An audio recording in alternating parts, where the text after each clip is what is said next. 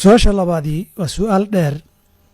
qof baa soo weydiinaya wuxuu leeyahay nin macalimiintayada ka mid ah baa wuxuunu yidhi ilmaha zinada ku dhashay ama soomaalidu wacalka ay tiraahdo waa ahlu naar, xataa hadduu inta hore fiicnaada khaatumada ka xumaanaysa. waxyaaba badanoo ina alxalaala bayinin wa ina alxaraama bayinin uu ka mid yahay buu noo soo dariishaday bay yidhaahdeen. iyo cutullin bacda daalika zaniimintii suuratu alqalam ama nuun walqalami maa yasturuunahay. masaladaasi ma sax baa buu leeyahy saa'ilku mise ma aha? masaladu qaطcan sax maaha. qur-aanka iyo sunnadu cutullin bacda daalika zaniimin nin bay tilmaamaysay, tilmaamo kaloo badanna laha. tilmaamaha uu lahaana falaa tudic kula xallaafin mahiinin hamaazin mashaa'in binamiimin mannaacin lilkhayri muctadin ahiimin cudullin bacda daalika zaniimin an kaana daa maalin wa baniina. dadka nabiga la dagaalamayay beeniyeyba ceebihiisa laga sheekeynaya. ceebihii mid ka mid ay ahayde iyadaa sababteed naar lagu gelaya aayadkaasi ma dhihin. ina alxalaala bayinun ina xaraama bayinunna kama hadlayo ilmo waladu zina kama hadlayo. wuxuu ka hadlayaa camalka dadku samaynayaan, kasabka iyo risiqay samaynayaan, erayada ay ku hadlayaan. ina inay xaaraan tahay way caddahay, ina inay xalaal tahay way bannaan tahay way caddahay. ina mugdi iyo madmadow baa ku jira. wixii madmadow ku jira iska daaway, ee wixii madmadow ku jira xataa naar lagu geli maaha. xadiidkaas iyo aayadkaas midna meeshoodii ma aha. qodobka labaadii kitaabka iyo sunnadu waxay inoo caddeeyeen qof waliba aakhara waxaa lagula xisaabtamaya wixii isagu uu sameeyo, wax dad kala sameeyeen maaha. ilahi wuxuu uhi walaa taziru waasiratun wisra ukhra, mid dembaabtayadu dembi kale ma qaato. ilmahani hadduu sidaa ku dhashay isagu dembi ma gelin, dembiga labada waalid baa galay. labadii galay dembigoodii isaga ma saarna. naf kastana waxay iyadu kasbatay baa aakhara lagula xisaabtamaa. kullu nafsin bimaa kasabat rahiina. hadduu isagu wanaagsanaadana jannuu geli, hadduu xumaadana naar buu geli ama mudan. man camila saalixan min dakarin aw unthaa wa huwa mu'minun faulaa'ika yadkhuluuna aljanna falanuxyiyannahu xayaatan tayiba. iimaan iyo camal saalixa qofkii laga helo way. ilaahay agtiisana miisaanka iyo camalka saalixa la miisaamaaye nasab iyo abtir iyo aabba ma leedahay mise melihidii yaa ku dhalay, miisaanka xasanaadka iyo sayi'aadka meelna kama gasho.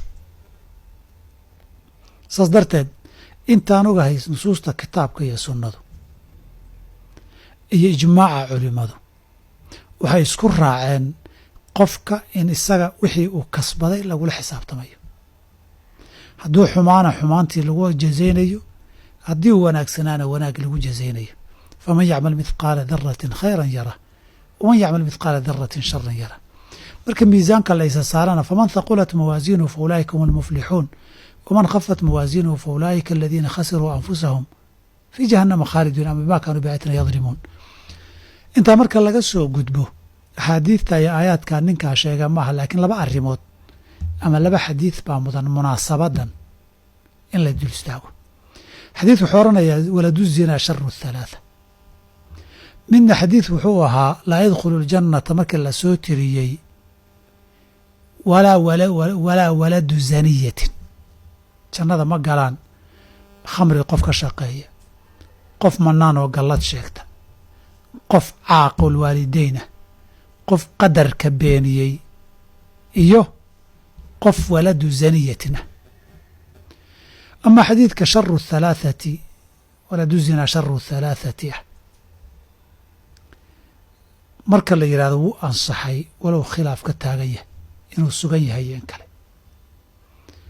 culimmadu waxay isku raaceen in sidaa lafdigu u muuqda uusan macnihiisu ahayn. kadib fasirkiisii bay isku qabteen. waxay yidhahdeen shardigu qaarkoodii hadduu wixii ay sameeyeen sameeyo, wixii ay ku dhaqmeen iyo zinadii isagana dhaqan hadduu ka dhigto, isagaa labadii zinada ku dhashay ka xun. waayo isagoo si khaldan ku dhashay buu sidii khaldanaydna u dhaqmay. qolo waxay yidhaahdeen waa looga cabsi qabaa inuu noqdo sharu halaathati baa looga cabsi qabaayo ilmuhu markuu sidaasoo kale bulshada ku noqdo ay bulshadu wada cayriso ay bulshadu wada liido uu ka dhex baxaayo waxa xumaatada ah buu la qabsadaa baa looga jeedaa. iyo intaa labadaa midna ma ahane saddexdoodu dembigii la galay midhihiisii wey. midhuhuna inuu dembi yahay macnaheedu maaha. amaa xadiidka laa yadkhul jannata walidu zaniyatin waxay culammadu u badan yihiin inuusan asixin. ninka cabdillahi bin camr alcaas ka warinayana jaabaanna uu yahay nimaan xadiidkiisu saxiix iyo xasan midna gaarin. culummada tiri waxaas waa xasan sida sheekh albaani raxmat ullaahi caleyh rag kale loo tiiriyo insaxat nisbadooda ay asaxad. iyagu waxay leeyihiin xadiidkani laba macno labadaba waa macaani baa lagu fasiray ee labadaba ka mid tahay. waladu zaniyatin ma aha macnaheedu kii zinada ku dhashay, waa midkii dhaqanka iyo caadada ay u noqotay wey. sida midka waxaana siyaaqa xadiidka marka la eegana macnaha waa u dhowaanayaa. mudminu khamrin waa qofka khamrada joogtada u caba.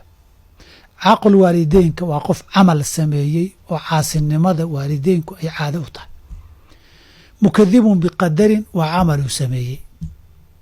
mannaanun cadiyadiiyo sadaqada uu bixiyaadka u galladaysta waa waxay qof ay dabeecad u noqotay dembiyadaas.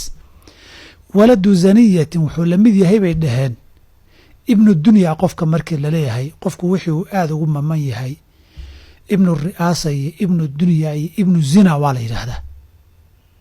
marka qofka waladu zaniyatinka ku dhashay ma ahane ka dhaqanka iyo dabeecadda ay u tahay baa looga jeedaa. siyaaqa xadiidka kuwa kalena carabna waa isticmaashaa. tafsiirkan imaamu taxaawi raximah allahu tacaala kitaabkiisa sharxu mushkil ilaathaar buu keenaya. culimo badanna waxay leeyihin tafsiirkaasaa saxan haddiiba xadiidku asaxo. qolana waxay leeyihin maya sida xadiidka hore kalaan dhihi karnaayo waladu zaniyatin waxaa weeye hadduu dhaqankii zinada yeesho isaguna dabeecaddii iyo sidii inuu ku dhaqmo uu keeno janno geli maayo waay. waayo mujtamacuna saamayn buu leeyahay. isagana markaa camalkiisa loo qabtay laakiin qofaan camal samaynin oo loo qaban ma jiraan. haddiiba isagoo yaruu dhintana xaddulbuluuq iyo takliifuu gaaroo naar loo geeyo ma lahano khadamu ahliljannati buu ka mid noqonaya. wabillahi towfiiq.